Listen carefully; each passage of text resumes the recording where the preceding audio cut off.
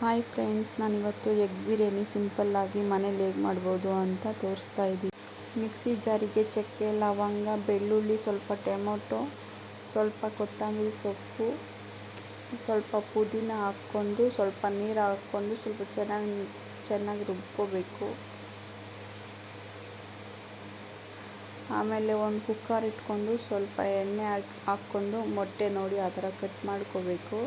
4 ಕಡೆ ಮಸಾಲೆ ಎಲ್ಲ ಚೆನ್ನಾಗಿ ಹೋಗಲಿ ಅಂತ ಆ ಥರ ಮಾಡೋದು. ಸ್ವಲ್ಪ ಖಾರದ ಪುಡಿ, ಅರ್ಧ ಸ್ಪೂನ್ ಅರಿಶಿನ ಹಾಕ್ಕೊಂಡು ಚೆನ್ನಾಗಿ ಫ್ರೈ ಮಾಡ್ಕೊಳ್ಳಿ. ಅದನ್ನು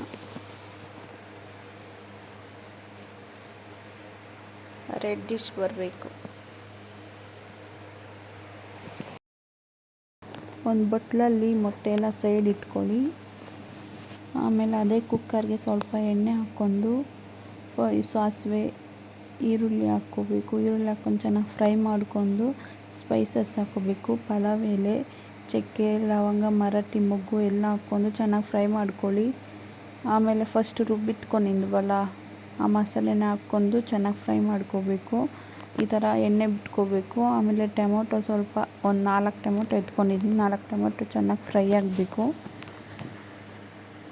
ಎಣ್ಣೆ ಬಿಟ್ಕೊಳ್ಳೋ ಥರ ಸ್ವಲ್ಪ ಎರಡು ಟೇಬಲ್ ಸ್ಪೂನು ಮೊಸರು ಹಾಕ್ಕೊಂಡು ಚೆನ್ನಾಗಿ ಫ್ರೈ ಮಾಡಿಕೊಂಡು ಅರಿಶಿನ ಪುಡಿ ಸ್ವಲ್ಪ, ಗರಂ ಮಸಾಲೆ ಸ್ವಲ್ಪ, ಧನಿಯಾ ಪುಡಿ 1 ಟೇಬಲ್ ಸ್ಪೂನು ಹಾಕ್ಕೊಂಡು ಚೆನ್ನಾಗಿ ಫ್ರೈ ಮಾಡ್ಕೋಬೇಕು. ನಾನು ಯಾವ ಥರದ್ದು ಏನು ಫುಡ್ಡು ಕಲರ್ ಹಾಕ್ತಿಲ್ಲ, ಸಿಂಪಲ್ಲಾಗಿ ಮಾಡ್ತಿರೋದು.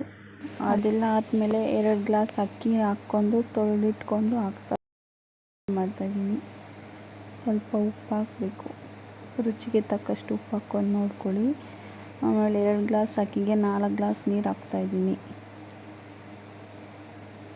ಒಂದು ಚೆನ್ನಾಗಿ ಮಿಕ್ಸ್ ಕೊಟ್ಟು ಸ್ವಲ್ಪ ಕಾಯಕ್ಬಿಟ್ಟು ಆಮೇಲೆ ಮೊಟ್ಟೆ ಹಾಕ್ತಾಯಿದ್ದೀನಿ. ಲಾಸ್ಟಲ್ಲಿ ಮೊಟ್ಟೆ ಹಾಕಬೇಕು, ಒಡೆಯೋದಿಲ್ಲ ಆವಾಗ.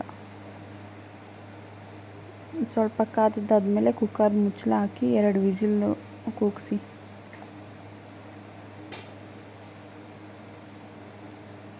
ನೋಡಿ ಓಪನ್ ಮಾಡ್ತಾಯಿದ್ದೀನಿ. ಎಷ್ಟು ಚೆನ್ನಾಗಾಗಿದೆ ಉದ್ರುದ್ರಿಗೆ. ಈ ಥರ ನೀವು ಒಮ್ಮೆ ಟ್ರೈ ಮಾಡಿ ನೋಡಿ. ಸಬ್ಸ್ಕ್ರೈಬ್ ಮಾಡ್ಕೊಳ್ಳಿ ನನ್ನ ಚಾನಲ್. ಇನ್ನೂ ಆದಷ್ಟು ಚೆನ್ನಾಗಿರೋ ರೆಸಿಪಿ ಹಾಕ್ತೀನಿ.